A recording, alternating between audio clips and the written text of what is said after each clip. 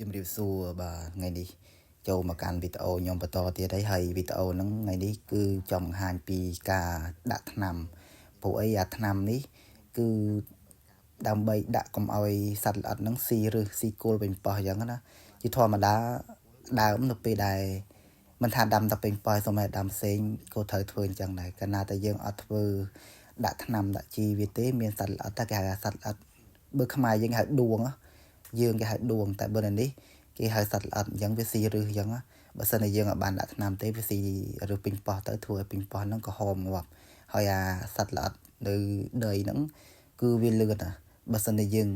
ទប់ស្កាត់វាអត់បានទេ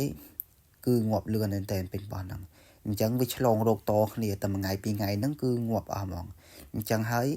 ទៅពេលដែលដល់អាយុកាលដែលត្រូវចាក់យើងត្រូវដើរចាក់ថ្នាំវាអញ្ចឹង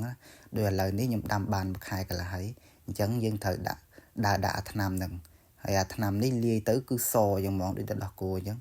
ហើយដើមពេញប៉ោះកំពុងតែល្អអញ្ចឹងណាបើសិនជាយើងអត់ព្រមអត់បានមើលថែវាដាក់ថ្នាំដាក់អីវាទេអញ្ចឹងធ្វើឲ្យអាពេញប៉ោះហ្នឹងវានេះវាងាយនឹងឆ្លងរោគអាសត្វល្អិតហ្នឹងអញ្ចឹងនៅពេលដែលឆ្លងរោគហើយគឺងាប់អស់ហើយมันអាចទប់ស្កាត់បានទេអញ្ចឹងមានតែបះចោលអញ្ចឹងមានតែធ្វើមើលថែវាបានល្អគឺធ្វើបែបហ្នឹងអញ្ចឹងការដាំពេញប៉ោះនៅនេះគឺបច្ចេកទេសខ្ពស់មែនទែនបើសិនជាយើងទៅខំទេពេញប៉ោះវាងាប់អញ្ចឹងណាហើយឥឡូវពេញប៉ោះនេះដាំបានមួយខែកន្លះហើយនេះអញ្ចឹងវាធំមែនទែនផ្កាបាន3តង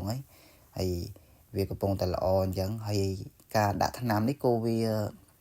អាស្រ័យលើអាយុកាលវាដែរមានវែកវัวសម្រាប់ចាក់អញ្ចឹងណាព្រោះអានេះគេមិនមែនជាចាក់ចាក់ឯង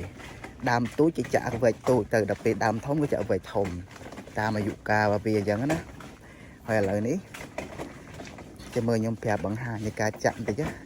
អានេះចាក់មកដើមគឺមកវែកហើយទឹកថ្នាំនោះវាពណ៌សអញ្ចឹងណាដូចទឹកដោះគោអញ្ចឹងចាំមើលខ្ញុំបង្ហាញនេះអាហ្នឹងវែកវិញអញ្ចឹងបងនេះមកដើមយើងចាក់មកវែកអញ្ចឹងណាចាំយើងដួសអញ្ចឹងមកវែកចាក់ចូលគល់វាមកនេះគល់វាអញ្ចឹងយើងចាក់មកគល់អញ្ចឹងមកបន្លោះនោះវាមាន2ដើមអញ្ចឹងយើងចាក់2វែកទៅចាក់លើគល់វាអញ្ចឹងណាកុំឲ្យសត្វល្អិតវាស៊ីឬតាហ្នឹងតែសត្វល្អិតស៊ីងាប់ដេញទៅហើយអញ្ចឹងវាអត់កើតទេយើងត្រូវការចាក់អញ្ចឹងថែដើមវាហើយដើមវាល្អអញ្ចឹងនៅពេលដែលយើងថែបានល្អអញ្ចឹងផ្លែមកគឺវាធំទៅតាមនឹងដែរអញ្ចឹងការមើលថែពេញប៉ោះនៅក្នុងប្រទេសកូរ៉េមិនថាទៅពេញប៉ោះទេសំបីតែដំណាំផ្សេងក៏ត្រូវតែមើលថែឲ្យក្រឹតក្រមដែរដោយសារតែនៅនេះគឺគេផ្ដោតសំខាន់មែនទែនទៅលើសុខភាពពេលដែលប្រមូលផលអញ្ចឹងហើយគឺសិតតែមានម៉ាស៊ីនវាស់ស្ទង់បងនៃជីនៃថ្នាំអញ្ចឹងបើសិនជាមានជាតិគីមីជ្រុលក៏គល់លក់អត់កើតដែរអញ្ចឹងហើយការប្រើប្រាស់ថ្នាំមិនថាជីទេសិតតែមានការវាស់អញ្ចឹងឲ្យបានច្បាស់លាស់ព្រោះអីនៅកាលណាតែយើងអត់បានច្បាស់លាស់ទេយើងយកទៅលក់គឺលក់អត់កើតទេគេអត់ទិញទេ